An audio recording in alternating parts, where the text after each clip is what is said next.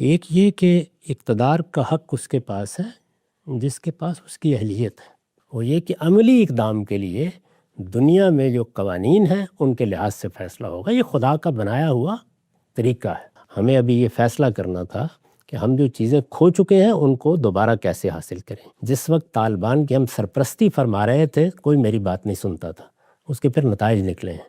ایران کو بھی اصل میں ان حملوں کے اب نتائج بھگتنے ہیں اور یہ اس پورے خطے کو بھگتنے ہیں۔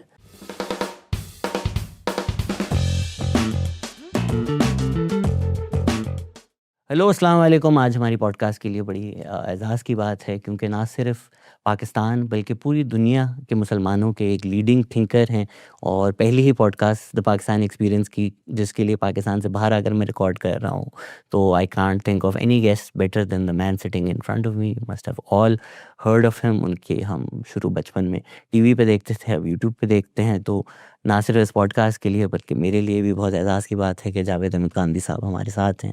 کیسے ہیں سر آپ؟ اللہ کا شکر۔ سر تھینک یو، آج آپ نے ہمیں وقت دیا، اور تھینک یو حسن الیاس، ان کی مہربانی ہے دیٹ دس ہیپنڈ۔ سر مسلمانوں کا جو ہم حال دیکھیں، آپ نے ایک زندگی گزاری ہے تحقیق کرتے ہوئے، آپ کو کیا لگتا ہے کہ کہاں ہم لوگ گمراہ ہو گئے ہیں، یا کیا ایک فلسفہ ہے مسلمان ہونے کا جس آپ کی نظر میں جس سے ہم دور جا چکے ہیں، جس کی وجہ سے آج ہمارا یہ حال ہے؟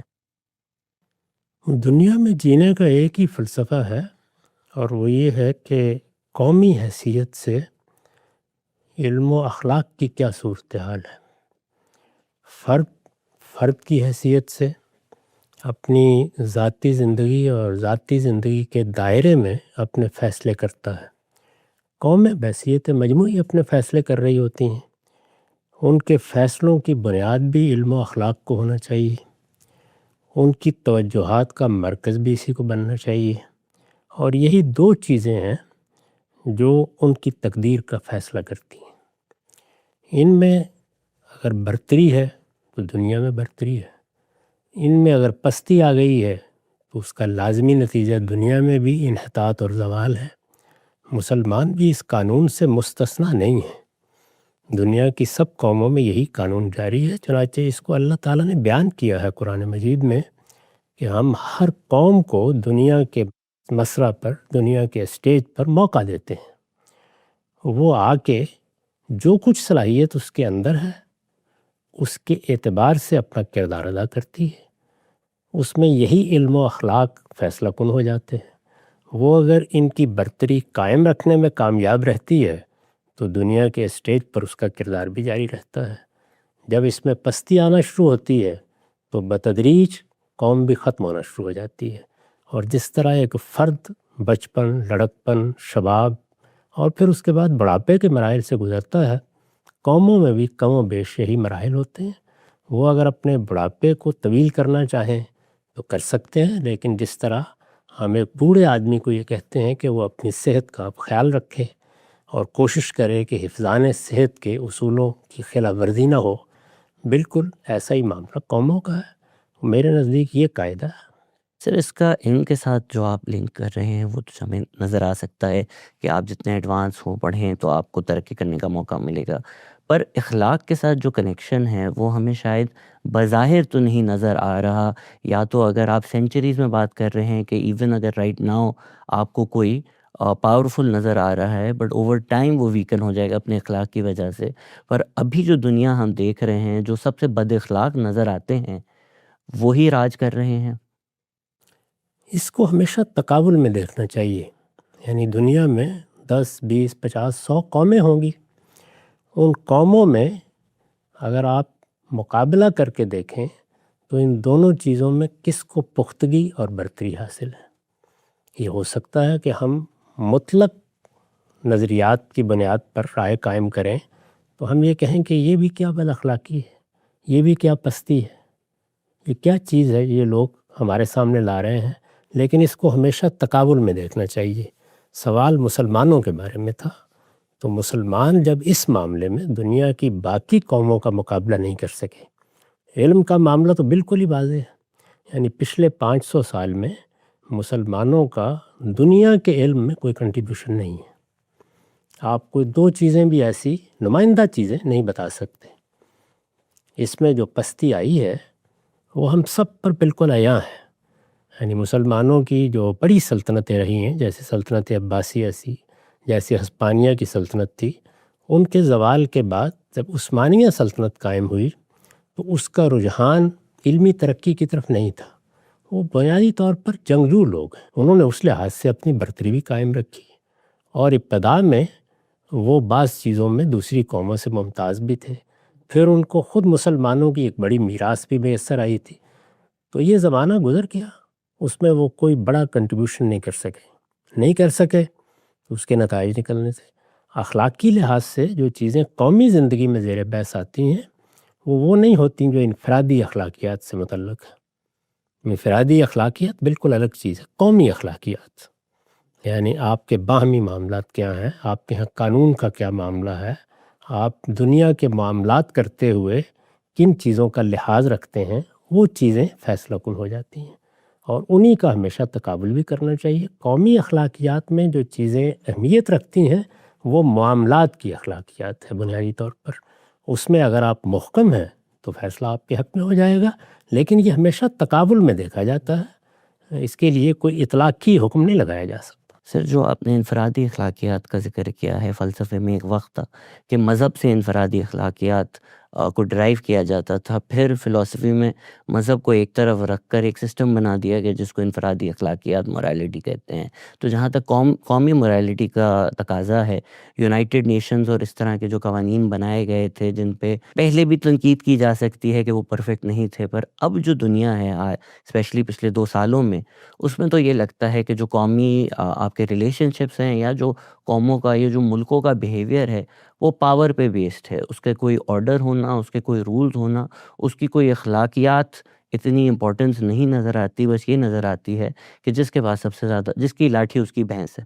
دنیا میں اقتدار کے 2 ہی اصول رہے ہیں اور ہمیشہ ایسا ہی رہا ہے. ایک یہ کہ اقتدار کا حق اس کے پاس ہے جس کے پاس اس کی اہلیت ہے. یعنی میں اگر شعر کہنے کی اہلیت رکھتا ہوں، یا میں مثال کے طور پر نثر لکھنے کی صلاحیت رکھتا ہوں، یا میں کوئی ہنر اپنے پاس رکھتا ہوں، تو جیسے مجھے یہ حق حاصل ہے کہ میں اس کے لحاظ سے اپنی برتری ثابت کروں، بالکل ایسے ہی اقتدار کا معاملہ ہے. اس میں بھی فیصلہ کن حیثیت صلاحیت کو ہے. صلاحیت کے لحاظ سے لوگ تاج آپ کے سر پر رکھ دیں تو ان کی عنایت ہے.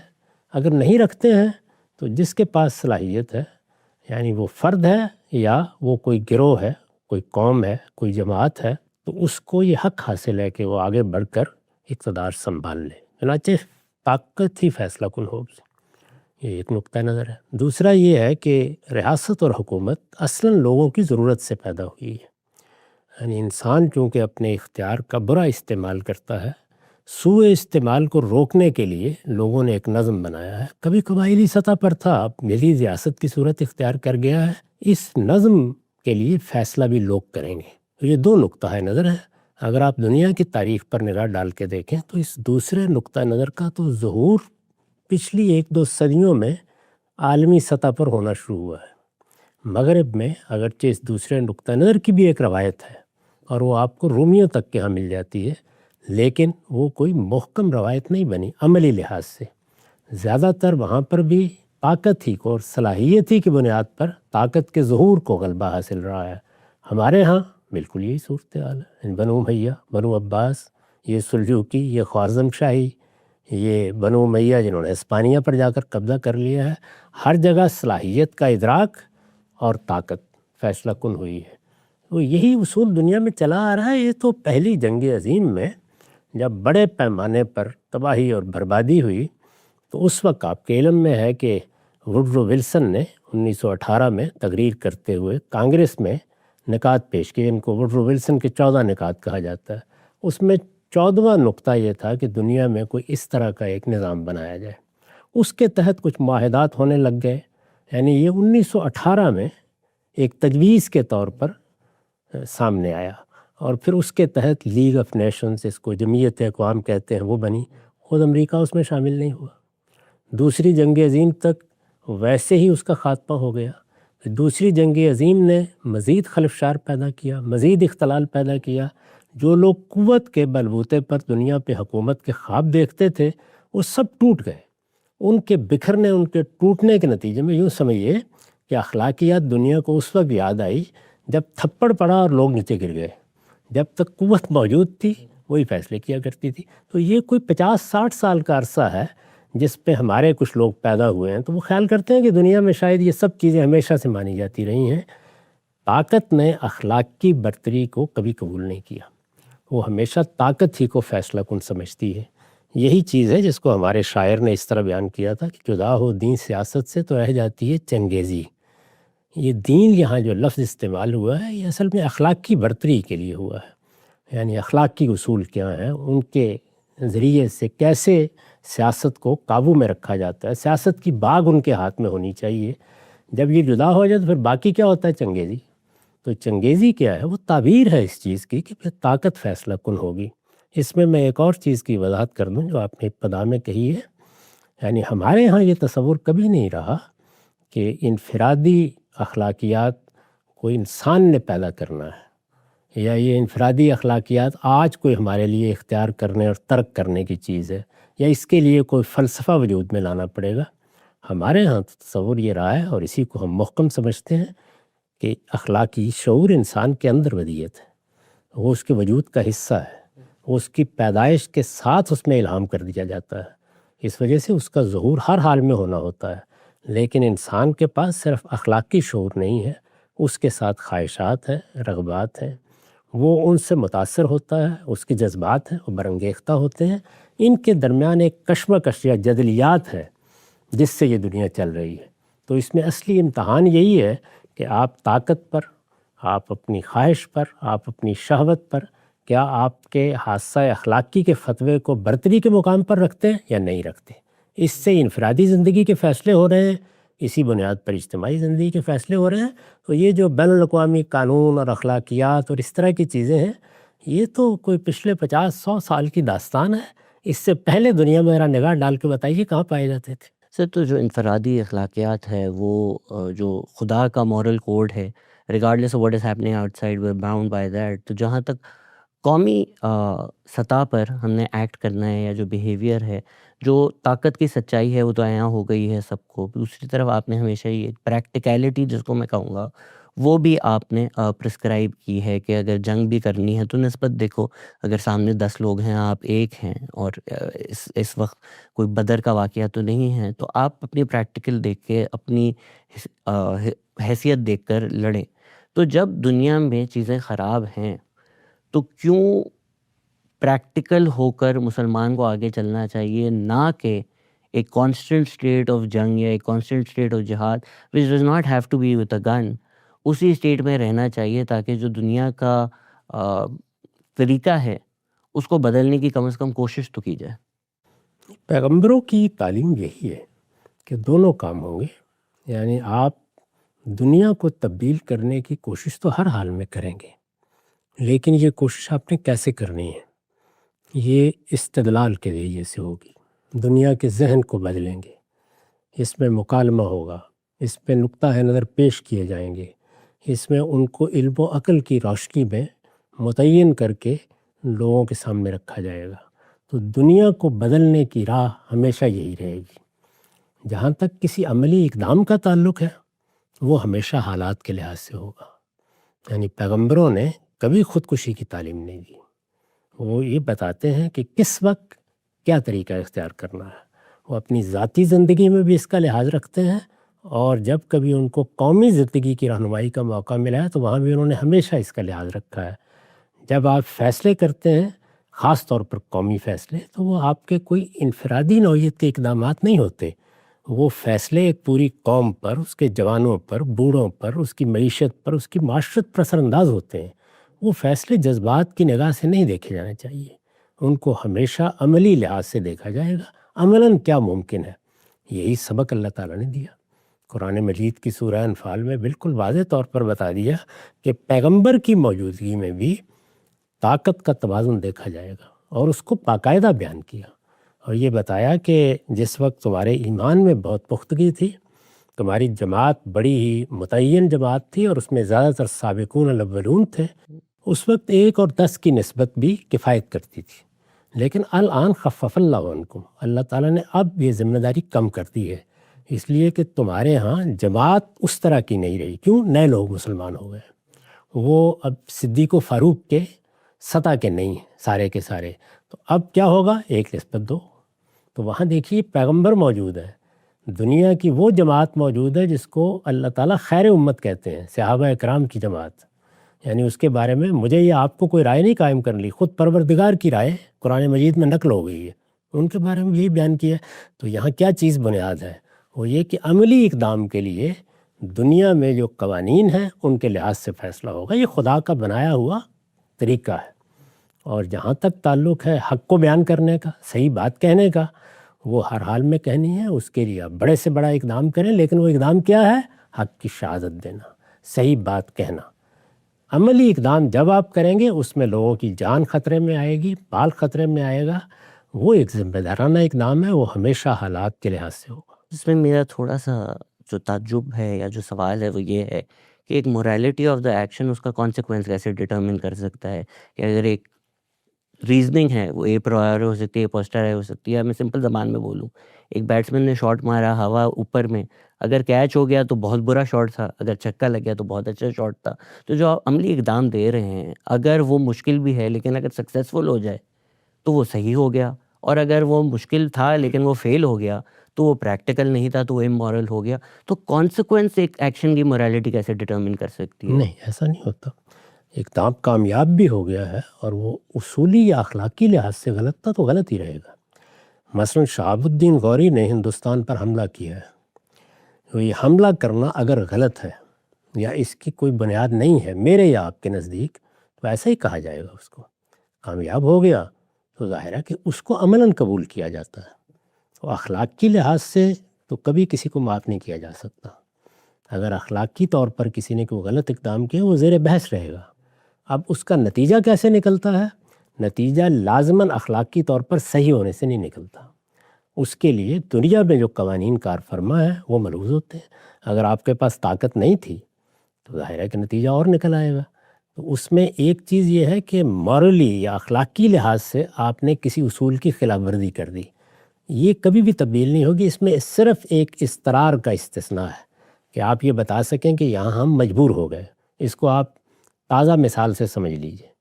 ہم نے ایٹم بم بنایا ہے، اخلاقی اصول پر یہ ایک انتہائی غلط اقدام ہے. یعنی کوئی قتل عام کا ہتھیار آپ نہیں بنا سکتے. یہ قتل عام کا ہتھیار ہے، میس ڈسٹرکشن کا ہتھیار ہے، یہ نہیں بنانا چاہیے. یہ جب بنایا جائے گا یہ تباہی اور بربادی کو دعوت دینا ہے. اس کے لیے کوئی اخلاقی جواز پیش نہیں کیا جا سکتا. یہ امریکہ نے بنایا ہے تو انسانیت کے خلاف جرم کیا ہے، یہ روس نے بنایا ہے تو انسانیت کے خلاف جرم کیا ہے، ہم نے بنایا ہے تو انسانیت کے خلاف جرم کیا ہے. لیکن اب اس کو کس اصول کے اوپر گوارا کر رہے ہیں؟ یہ کہ اضطرار پیش آ گیا. دنیا میں 5-7 ملکوں نے بنا لیا ہے. ہمارا اضطرار یہ تھا کہ ہمارے تو مقابل میں ہندوستان نے بنا لیا ہے. بھارت ہمارے لیے ایک دشمن کی حیثیت رکھتا ہے، انہوں نے بنا لیا ہے، تو اب ہم اپنے وجود کی حفاظت کے لیے مجبور ہو گئے ہیں. تو یہ اضطرار کا اصول ہے جس میں حرمتیں حلت میں بدل جاتی ہیں. اس پہ بحث ہو سکتی ہے کہ یہاں اضطرار کے اصول کا اطلاق ہوتا ہے یا نہیں، لیکن میں یہ واضح کرنے کی کوشش کر رہا ہوں کہ اخلاقی اصول مطلق ہوتے ہیں، وہ ہمیشہ قائم رہتے ہیں، ان میں کبھی کوئی تبدیلی اور تغیر نہیں ہوتا. لیکن عملی لحاظ سے یہ دیکھنا ہوتا ہے کہ کیا ان پر عمل کرنا اس وقت ممکن بھی ہے یا نہیں. اس میں ظاہر ہے کہ پھر اضطرار کے اصول خود مذہب بیان کرتا ہے. مثلا دیکھیے کہ حرام کی ہیں بہت سی چیزیں، لیکن پھر آپ کو بتا دیا گیا ہے کہ الا من اضطر، اگر کوئی مجبور ہو جاتا ہے تو سور کھا سکتا ہے. تو یہ نوعیت ہے اس کی، اس کو ایسے ہی دیکھنا چاہیے ہمیشہ. سر آپ نے جو مثال دی وہ تو ایک اگریسو وار تھی، ایک ٹیریٹوریل وار تھی، پر جہاں ریزسٹنس کی بات آتی ہے وہاں پر تو آپ نے پریکٹیکلٹی پیش کی ہے کہ اگر ایک نظام ہے جو غلط ہے تو مورلی تو اس کے خلاف لڑنا چاہیے، جو صحیح بات ہے مورلز یہی کہتے ہیں. لیکن آپ نے اس میں یہ ضرور کہا ہے کہ اگر پریکٹیکل نہیں ہے، اگر میں ایک واحد آدمی ہوں جو مجھے لگتا ہے کہ مورلی صحیح ہوں اور سبھی غلط ہیں اور باہر جاؤں گا مر جاؤں گا، تو لڑنے کا کوئی فائدہ نہیں. دیکھیے یہ جو آپ نے لڑنے کا لفظ استعمال کیا نا، یہ آگے کا مرحلہ ہے. پہلی چیز یہ ہے کہ اگر کوئی چیز اخلاقی لحاظ سے غلط ہے تو مجھے شہادت دینی ہے کہ یہ اخلاقی لحاظ سے غلط ہے. پہلا کام یہ ہے، یعنی پہلا کام لڑنا نہیں ہے. پہلی چیز یہ ہے. لڑنے کا سوال ہی اس وقت پیدا ہوگا جب میرے اندر اس کی استطاعت ہوگی. جیسے حج کرنے کے لیے اللہ کا حکم موجود ہے، وہ سب سے بڑی عبادت ہے. نظر کی عبادت سے بڑی کوئی عبادت نہیں ہو سکتی. ہر مسلمان کی آرزو ہوتی ہے کہ اس کو حج کرنے کا موقع ملے، لیکن قرآن مجید نے کیا کہا؟ من استطاع الیہ سبیلا. یہ اسی پر فرض ہے جس میں پہنچنے کی استطاعت ہے.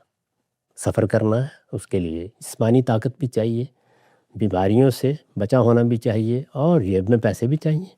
تو یہ استطاعت نہیں ہے تو فرضیت بھی ختم ہو جاتی ہے. تو اس لیے لڑنے کا لفظ اس وقت استعمال کرنا چاہیے جب آپ لڑنے کی استطاعت پیدا کر لیں. اب البتہ اگر آدمی لڑنے سے اجتناب کرتا ہے، اس کو میں نے بیان کیا بارہا کہ آپ نے اندازہ کیا کہ میرے سامنے ایک ایسی صورتحال ہے جس میں بالکل واضح ہے علم و عقل کی روشنی میں کہ میں اگر لڑوں گا تو میں کامیاب ہو جاؤں گا. بہت ہی بزدل ہے وہ شخص کہ ایسے موقع پر نہ لڑے. آپ نے جائزہ لیا اور آپ اس نتیجے پر پہنچے کہ کامیابی کا امکان ہے. اس موقع پر بھی آپ کو لڑنا چاہیے. یعنی اب میں کوئی سخت جملہ تو نہیں کہوں گا، لیکن یہ ضرور کہوں گا کہ ہر حمیت رکھنے والے آدمی کو ایسے موقع پہ سوچنا چاہیے کہ جب کامیابی کا امکان ہے تو میں کیوں نہ لڑوں. لیکن اگر آپ کو نظر آ رہا ہے کہ ناکامی ہے، یعنی علم و عقل کی روشنی میں کامیابی کا کوئی امکان نہیں ہے، تو پھر لڑنے کا فیصلہ خودکشی ہو جائے گا. پھر آپ کا کام یہ ہے کہ جو چیز آپ کو میسر ہے وہاں تک محدود رہیے. کامیابی اور ناکامی کیا ہے یہ بھی تو ڈیبیٹ کی جا سکتی ہے. حماس کے جو ایکشنز تھے اکتوبر 7 پہ، اینڈ آئی تھنک آپ کا بھی تھوڑا سخت رد عمل آیا جس پہ تھوڑا بہت کرٹیسزم یا ڈسکشن بھی ہوا. پر اگر وہ یہ فیصلہ کرتے ہیں کہ یہ کرنے سے اس میں انڈیویجول ایکشن صحیح تھے یا غلط تھے، اس پہ بھی ڈیبیٹ ہو سکتی ہے. ظاہری بات ہے اگر کسی ناحق عورت کے ساتھ کسی کو مارا ہے، بچے کو مارا ہے، وہ چیز غلط ہے. پر جو کمبیٹنٹس ہیں اس سے تو لڑنے کا حق ان کو مذہب بھی میری نظر میں دیتا ہے اور انٹرنیشنل لاء بھی دیتا ہے. ان کے پاس آکیوپیشن کو ریزسٹ کرنے کا حق ہے. لیکن اگر وہ یہ فیصلہ کرتے ہیں کہ ہم سارے مارے بھی جائیں گے، لیکن اگر اس سے دنیا میں اتنی اویئرنیس آئے کہ اس سے 5-6 سال 10 سال بعد اسرائیل کا کسی طرح سے ایز اپارتھائڈ رجیم خاتمہ ہو اور عوام کی بہتری ہو، اگر وہ اس کامیابی کی نظر سے کوئی عمل کریں، وہ پھر بھی غلط ہوگا، بھلے in the fight itself they die. یہاں دو چیزیں خلط ملط ہو رہی ہیں. ایک چیز یہ ہے کہ کیا مجھے لڑنے کا حق ہے؟ اگر میں مظلوم ہوں تو مجھے لڑنے کا حق ہے. وہ سمجھتے ہیں کہ ان کے علاقے پر کچھ لوگ قابض ہو گئے ہیں، یا وہ ان کو وہاں سے نکال دینا چاہتے ہیں، یا وہ ان کی نسل کشی کر رہے ہیں. یہ سب چیزیں بڑی بدیہی ہیں، نظر آتی ہیں، اور ان کے جواب میں وہ سمجھتے ہیں کہ ہمیں لڑنے کا حق ہے. تو یہاں حق زیر بحث نہیں ہے. یعنی حق تو آپ کو ہر حال میں حاصل ہے. ایک آدمی آپ کے گھر میں مثال کے طور پر داخل ہو گیا ہے تو آپ کو حق حاصل ہے کہ آپ اگر لکڑی کا ایک پایا بھی رکھتے ہیں تو آپ بندوق سے اور کلاشنکوف سے لڑ جائیں. کوئی روکتا نہیں آپ کو. اخلاقی لحاظ سے یہ سوال ہی نہیں ہے. سوال یہ ہے کیا آپ کو ایسا کرنا چاہیے، کیونکہ جس وقت آپ یہ اقدام کرتے ہیں، اگرچہ آپ کو اس کا حق تھا، تو اس کے نتائج و عواقب کیا ہوں گے. دنیا میں ان نتائج و عواقب کو سامنے رکھ کے اقدام کیا جاتا ہے. میں نے کبھی حق کو یہاں موضوع نہیں بنایا. کبھی آپ نہیں بتا سکتے کسی تحریر میں، کسی تقریر میں میں نے یہ بحث کی ہو کہ حق ہے یا نہیں، قانون کی روح سے حق ہے یا نہیں، بین الاقوامی قانون میں کیا گنجائش ہے یا نہیں. یہ زیر بحث ہی نہیں ہے. زیر بحث یہ ہے کہ کیا ہم مسلمان اس وقت اس طرح کا اقدام کرنے کا اگر فیصلہ کریں تو اس کے نتائج و عواقب کو برداشت کر سکتے ہیں، وہ ٹھیک ہوں گے. تو دونوں چیزیں بالکل الگ الگ ہیں. میری تمام تر تنقید مذہبی قیادت پر یہ ہے. یعنی میں اس کو یہاں سے دیکھتا ہوں کہ مسلمان زوال آشنا ہوئے. مسلمانوں نے اپنی تینوں سلطنتیں کھو دیں. 17ویں صدی تک ان کی 3 بڑی سلطنتیں تھیں. صفوی سلطنت تھی ایران کی، مغلیہ سلطنت تھی، عثمانیہ سلطنت تھی. پہلے صفوی سلطنت کا خاتمہ ہوا، پھر مغلیہ سلطنت بھی ختم ہو گئی. پہلی جنگ عظیم میں عثمانی بھی ختم ہو گئے. اس کے خاتمے کے بعد مسلمان مفتوح ہو گئے عالمی سطح پر. مفتوح ہو جانے کے بعد فاتح طاقتوں نے ان کی تقدیر کا فیصلہ کرنا تھا. وہ فیصلہ خوش قسمتی سے، یعنی وہ یہ بھی ہو سکتا تھا پرانا زمانہ ہوتا تو وہ مختلف علاقے بانٹ کے ان پر حکومت کرتے، لیکن انہوں نے فیصلہ کیا کہ وہ ایک نیم خود مختاری دے دیں، اور اس طرح مسلمانوں کو بتدریج 57 ملک مل گئے.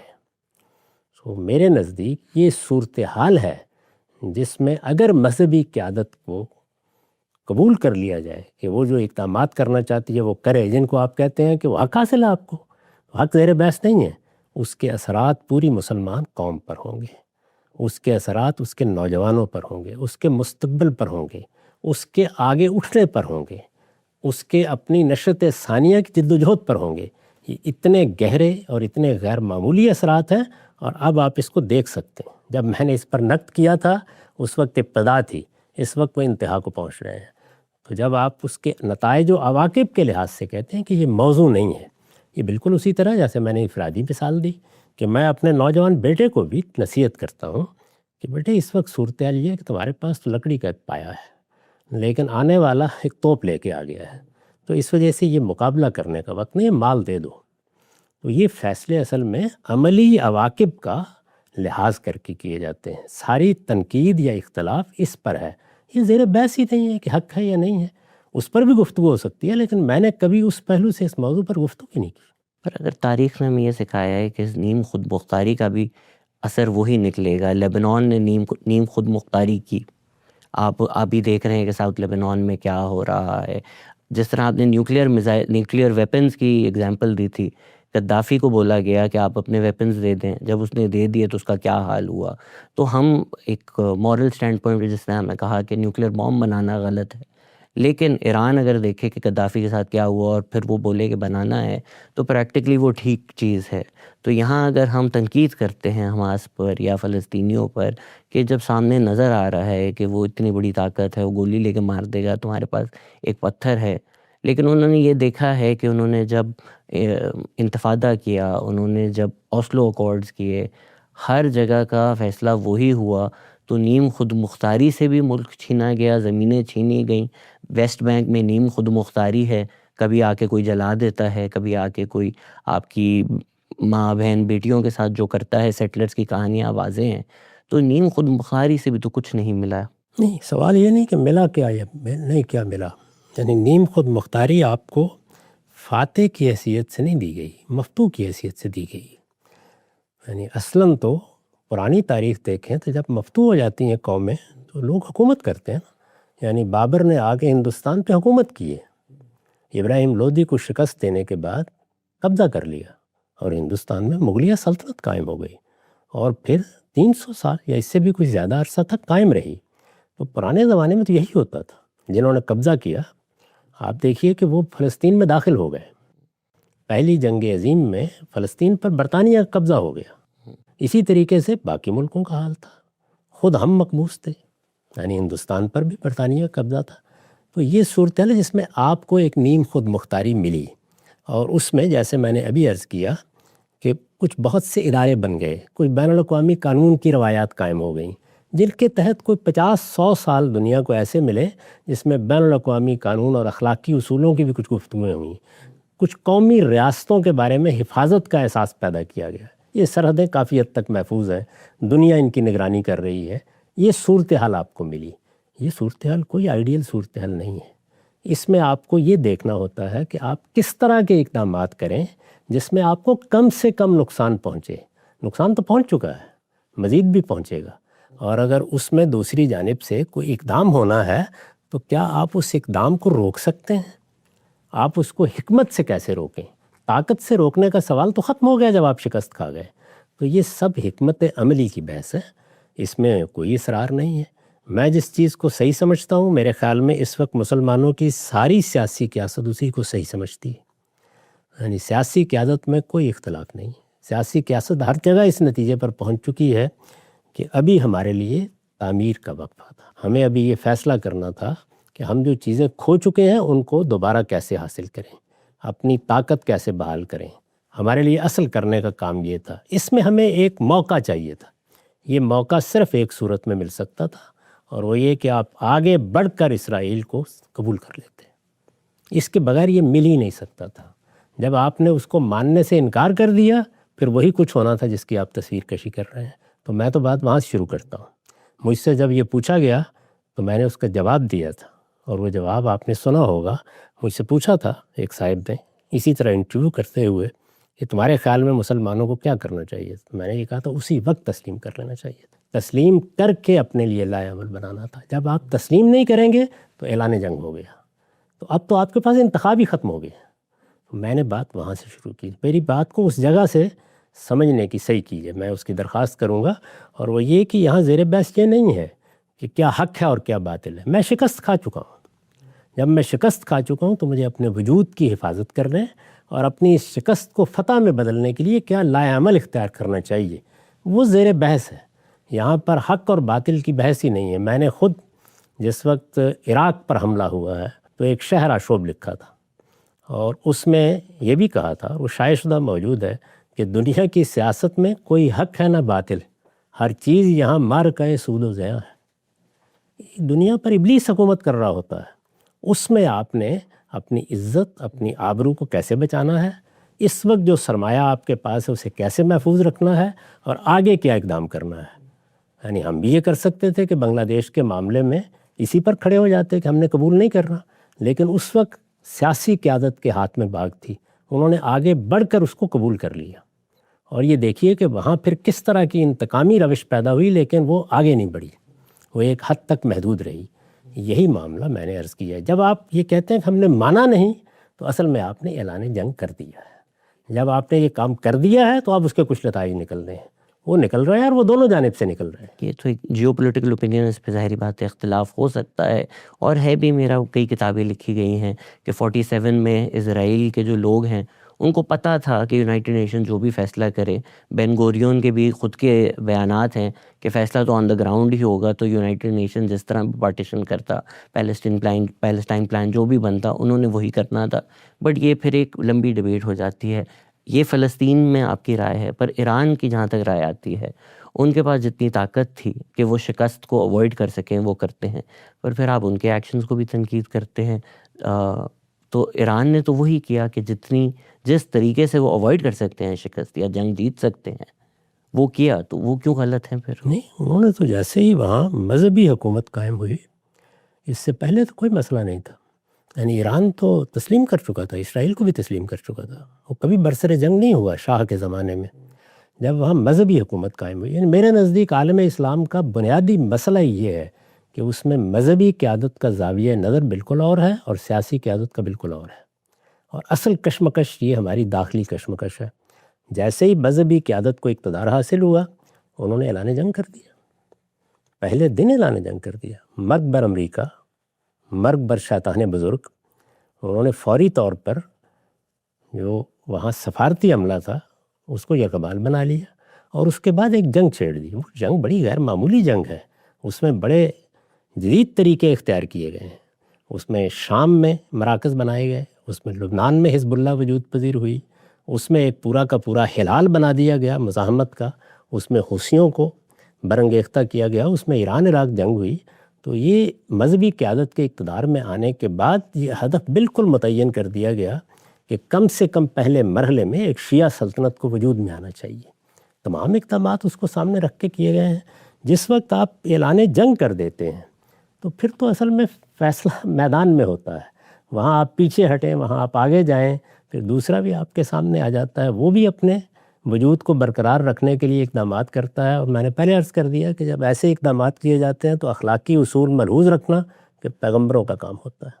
تو بٹ سر، جنگ 1979 میں تو نہیں شروع ہوئی، اس سے پہلے CIA نے کو کروا دیا تھا. موسادق جو ان کے پرائم منسٹر ہیں ان کے خلاف کو کیا، وہ بھی ایک اعلان جنگ ہے. اسی طرح 47 میں اعلان جنگ تو نہیں ہوا. IDF جن 3 جوئش ٹیررسٹ اور گروپس کے بنی ہیں وہ فلسطین میں ٹیررزم کر رہے ہوتے تھے. تو مسلمان اقتدار کا آنا، یہ بھی پھر ایک ڈبیٹ ہو سکتی ہے کہ جو شاہ ہیں وہ کتنے ہی سیاسی لیڈر تھے، پر جنگ 1979 سے تو نہیں شروع ہوئی. امریکہ نے ان کا آئل چوری کرنا ہو یا لوگوں کو ویپنز دے کر پروٹیسٹ کروانی ہو تو پہلے سے ہی سلسلہ شروع کر دیا تھا. اب آج کے کانٹیکسٹ میں اگر GCC جو ملک ہیں، آپ نے کہا غلط ہے ان کے اڈوں کو اٹیک کرنا، کیونکہ ان ملکوں نے تو اجازت بھی نہیں دی ان کو استعمال کرنے کی، لیکن پھر ہم نے دیکھا کہ وہ ریفیولنگ ٹینکرز ہوں، GC-35 ہوں، وہ انہی اڈوں پر کھڑے ہوئے تھے. تو اگر ایک ملک آپ کے اوپر ظلم کر رہا ہے، جنگ کر رہا ہے، جنگ کے حالات ہیں، ان کے اڈے مسلمان ملکوں میں ہیں، تو ایران اگر ان اڈوں پر حملہ کرے تو آپ اس کو غلط کیوں سمجھ رہے ہیں؟ یہ دیکھیے، پھر آپ پیچھے چلے گئے یعنی مذہبی اقتدار کے بعد ایسا نہیں ہے کہ ماضی کی بنیاد پر حکمت عملی بنانا ضروری تھا. یعنی جن لوگوں کے پاس اقتدار آیا تھا اب انہیں دیکھنا تھا کہ انہیں کیا کرنا ہے. آپ نے جو مثال دی ہے میں اس کو بہت معذرت کے ساتھ درست نہیں سمجھتا. میرے نزدیک میں پھر یاد دلاؤں گا، یعنی مسلمان عالمی سطح پر شکست کھا گئے. جب وہ مفتوح ہو گئے تو عالمی نظام قائم کیا گیا. وہ عالمی نظام 5 بڑی طاقتوں نے قائم کیا تھا. وہ 5 بڑی طاقتیں بالکل اسی طرح دنیا کے معاملات کو، اسی لیے میں نے نیم خود مختاری کہا، اسی طرح دیکھتی ہیں جیسے بالعموم مختلف طاقتیں دیکھا کرتی ہیں. چنانچہ وہ ہمارے ہاں بھی حکومتیں تبدیل کراتی ہیں، وہ افریقہ میں بھی حکومتیں تبدیل کراتی ہیں، وہ ایران میں بھی کرائیں گی. ان کے لیے موقع ہوگا سعودی عرب میں بھی کرائیں گے. خود سعودی عرب میں جو انقلاب آیا، عثمانیوں کی حکومت وہاں ختم کی گئی، وہ بھی ایسے ہی آیا. تو بڑی طاقتیں حکومت کر رہی ہیں. یعنی یہاں آپ جب بات کرتے ہیں تو اس بنیادی حقیقت کو فراموش کر دیتے ہیں کہ اقوام متحدہ میں ان 5 بڑی طاقتوں کو ویٹو حاصل ہے. ان میں بھی 2 طاقتیں جب مقابل میں کھڑی تھیں، سوویت یونین اور امریکہ، تو کسی حد تک دنیا کو تحفظ حاصل ہو جاتا تھا. پھر ایک وقت ایسا آیا جس میں امریکہ تنہا طاقت کے طور پر، یعنی کوئی 10-20 سال ہی ملے ہیں اس کو بھی، طاقت کے طور پر حکومت کرتا رہا ہے. اس وجہ سے اس کے اقدامات کے مقابل میں جب آپ یہ کہیں کہ ظلم اس نے کر دیا، تو ظلم کر رہا ہے نا، آپ مفتوح ہو چکے ہیں. وہاں سے آپ کو دیکھنا ہے کہ مجھے اب اس ظلم سے مستقل نجات حاصل کرنے کے لیے لائعمل کیا بنانا ہے. پھر گزارش کروں گا کہ اگر آپ مقابل کی سطح پر کھڑے ہونے کی پوزیشن میں ہیں تو یہ ساری گفتگو بڑی محال ہے. اس نے مجھ پر حملہ کیا تھا، اس نے میری حکومت ختم کی تھی، میں اس کا جواب دے رہا ہوں. یہ یہاں وہ بات کرتا ہے جو مقابل میں کھڑے ہونے کی پوزیشن میں آ گیا ہو. اگر آپ یہاں نہیں ہیں تو آپ کو کیا کرنا ہے؟ اپنی حفاظت کرنی ہے، مہلت طلب کرنی ہے، امن کا وقفہ لینا ہے، اپنی تعمیر کے مواقع پیدا کرنے ہیں. یہاں یہ استدلال کیا ہی نہیں جا سکتا جو آپ فرما رہے ہیں. میں نے جو تنقید کی ایران کے اس اقدام کے اوپر وہ یہ ہے کہ عرب ملک مسلمان ملک ہیں، وہ آپ کے ہمسائے ممالک ہیں. انہوں نے یہ اڈے ایران کے خلاف اعلان کر کے نہیں بنائے، یعنی انہوں نے اپنی حفاظت کے لیے بنائے. کیوں حفاظت کے لیے بنائے؟ ان کے پاس بے پناہ دولت آ گئی تھی تیل کی صورت میں، اور ان کی حکومتیں اس قابل بھی نہیں تھیں کہ اگر بلوچستان سے کچھ قبائلی حملہ کر دیتے تو مقابلہ کر سکتی. عالمی سطح پر دنیا کی بڑی طاقتوں کی نظر اس پر ہو سکتی تھی. تو انہوں نے اپنی حفاظت کا بندوبست کیا. اس سے آپ تنقید کریں، اس کے بارے میں آپ جو کہنا چاہیں کہیں. ان اڈوں کی بنیاد پر حملہ آور ہو جانا، اس کے بارے میں پھر وہی عرض کرتا ہوں کہ یہ اقدامات جب کیے جاتے ہیں تو اس وقت ایسی باتیں کہنی آسان ہوتی ہیں. جس وقت طالبان کی ہم سرپرستی فرما رہے تھے کوئی میری بات نہیں سنتا تھا، اس کے پھر نتائج نکلے ہیں. ایران کو بھی اصل میں ان حملوں کے اب نتائج بھگتنے ہیں، اور یہ اس پورے خطے کو بھگتنے ہیں، اور شرق اوسط کو بھگتنے ہیں، اور مسلمانوں کی پوری جمعیت کو بھگتنے ہیں. جیسے جیسے یہ نتائج نکلیں گے پھر آپ مجھے یاد کیا کریں گے. پر سر، آپ نے جو رول بک بنائی ہے کہ آپ اپنے آپ کو اس ایکول یا ایکول نہیں بھی تو لڑنے کے قابل کریں، تو ایران نے تو وہ سب کر کے ایک اگر تو آج سیز فائر ہو جاتا ہے، بیشتر اسکالرز دنیا کے یہی آرگیو کریں گے کہ امریکہ ہارا ہے. جس طرح بھلے ویتنام میں انہوں نے جتنے بھی لوگ مارے ہوں، تاریخ تو یہی کہتی ہے کہ ویتنام جیتا تھا کیونکہ وہ امریکہ اپنے جو مقاصد ہے پورے نہیں کر سکا تھا. تو ایران اگر روک لیتا ہے ایران اپنے مقاصد پورے کرنے کے لیے، اور پھر کوئی نہ کوئی ڈیل ہو جاتی ہے جس کے تحت ان کی سالمیت برقرار ہو جاتی ہے، تو آپ نے جو ساری رول بک بنائی ہے وہ تو ایران نے فالو کر کے کر لیا. نہیں، ایسا نہیں ہے میرے عزیز. دنیا میں یہ دیکھنا ہوتا ہے کہ آپ نے کھویا کیا اور پایا کیا. سوال یہ ہے کہ ایران کے جتنے اقدامات ہیں ان کا کوئی ہدف اور مقصد تھا یا نہیں تھا. یعنی ایران نے جس چیز کو ہدف بنایا اس کو دونوں پہلوؤں سے دیکھ لیجیے. ایک یہ کہ اس نے ایک انقلاب برپا کیا ہے.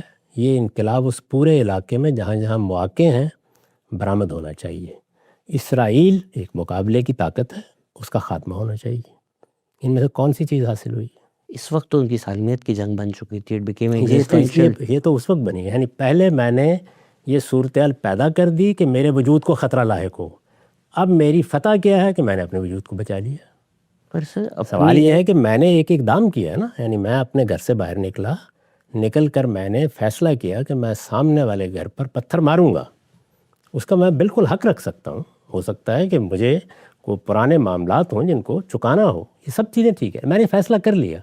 تو اب آپ کیا کر رہے ہیں؟ آپ یہ کہہ رہے ہیں کہ چونکہ پھر دیکھیے ہم بچا لیا نا اپنے آپ کو، یعنی کسی حد تک ہو گیا معاملہ، چلیں بڑا نقصان ہو گیا، ہمارے بہت سے لوگ دنیا سے رخصت ہو گئے، سائنسدان مار ڈالے گئے، قیادت مار ڈالی گئی، سب کچھ ہو گیا، لیکن بچ گئے۔ تو قومیں تو بچا ہی کرتی ہیں ہمیشہ۔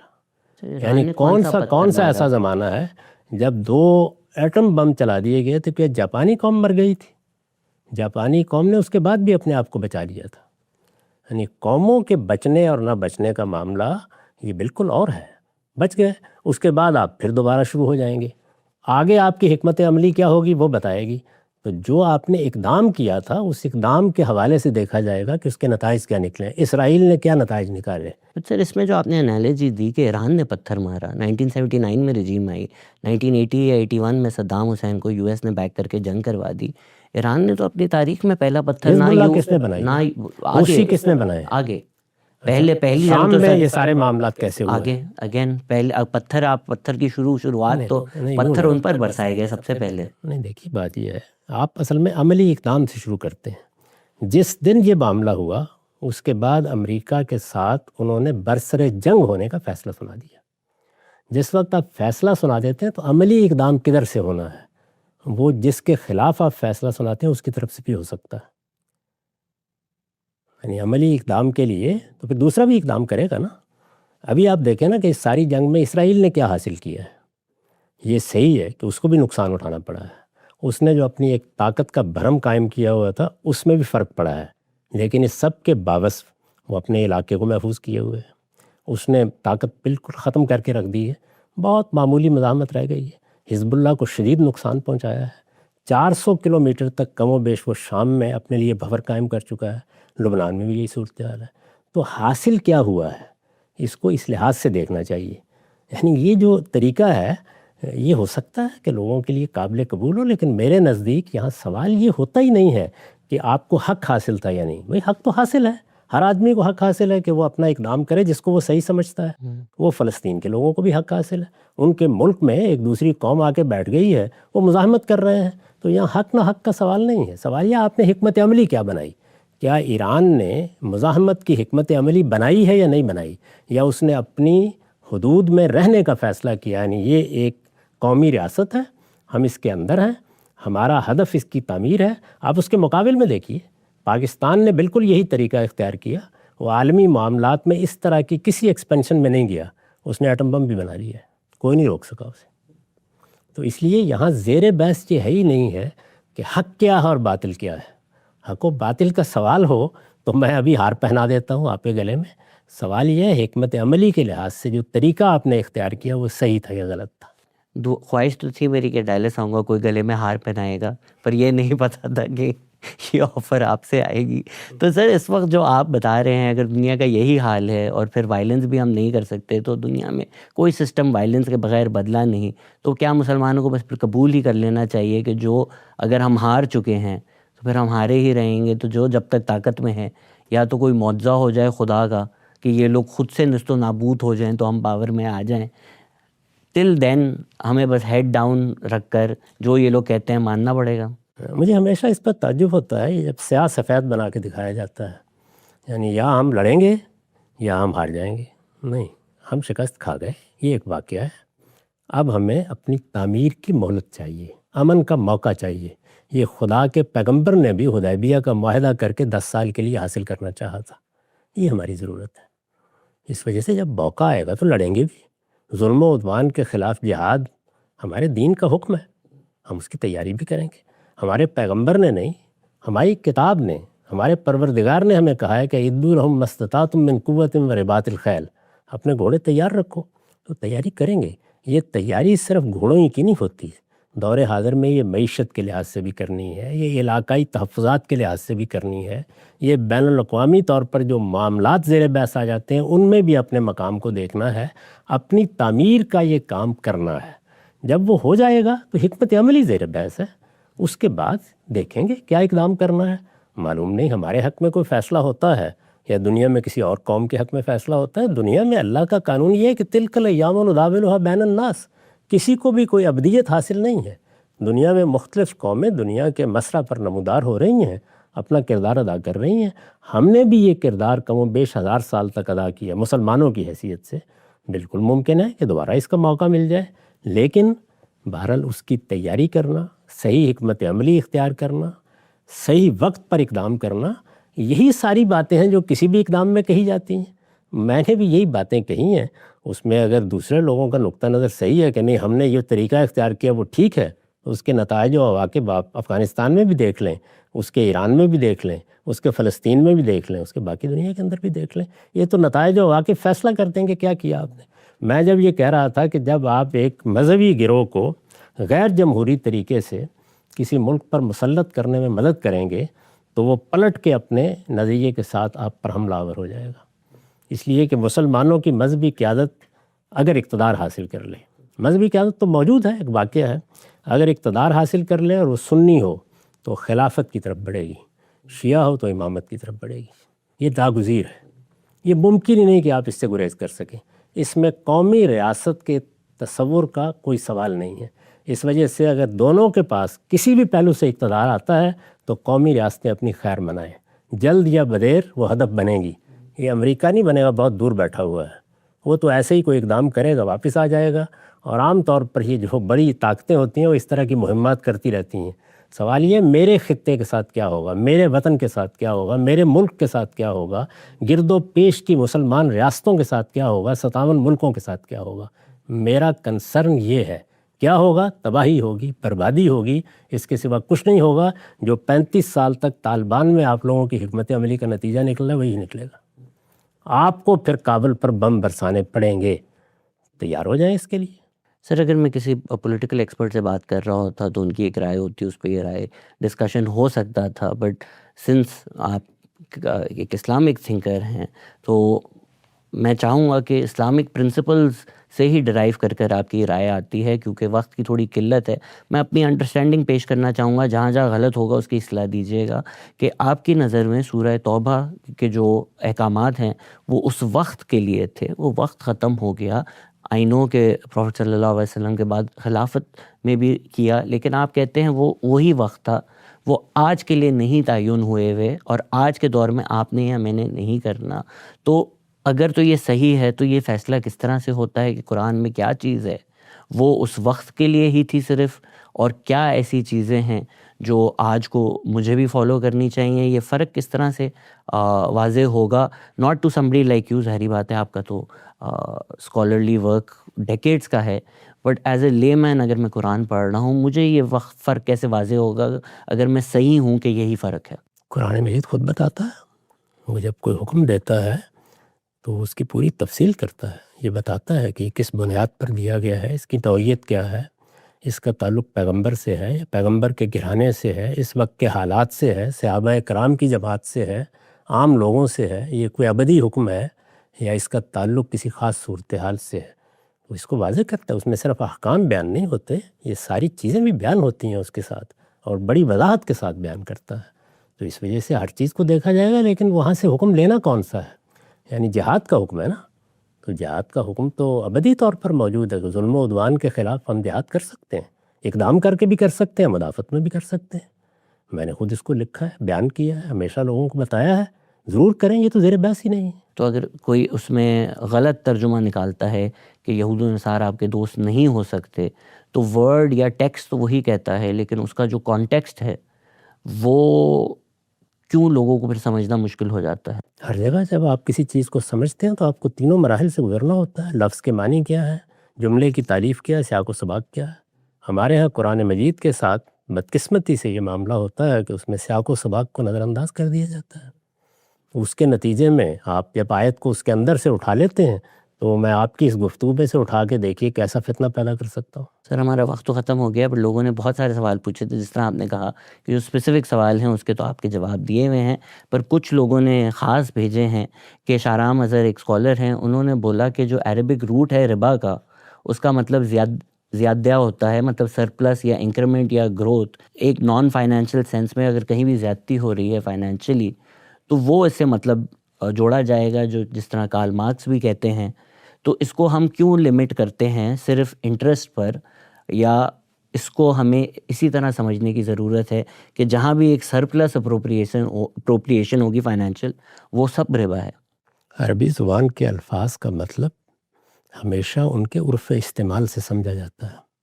اردو میں بھی ایسے ہی ہے، انگریزی میں بھی ایسے ہی ہے. دنیا کی ہر زبان میں جب کوئی لفظ استعمال ہوتا ہے تو یہ دیکھا جاتا ہے کہ اہل زبان اس کو کس معنی میں لے رہے ہیں، یہ اس میں روٹس کیا چیز ہوتے ہیں. یہ تو لسانیات کی بحث ہوتی ہے، اس سے معنی نہیں طے کیے جاتے. یہ معنی کی حقیقت کو واضح کرنے کا طریقہ ہے، اس سے معنی نہیں سمجھے جاتے. معنی کے لیے دلیل یہ ہوتی ہے کہ فلاں لفظ کس مفہوم میں استعمال ہوتا ہے. تو عربوں کے ہاں ربا قرض پر حاصل ہونے والی منفعت کے لیے بولا جاتا ہے. یہی اس کا مفہوم ہے، یہی ہر عربی زبان جاننے والا بتا سکتا ہے.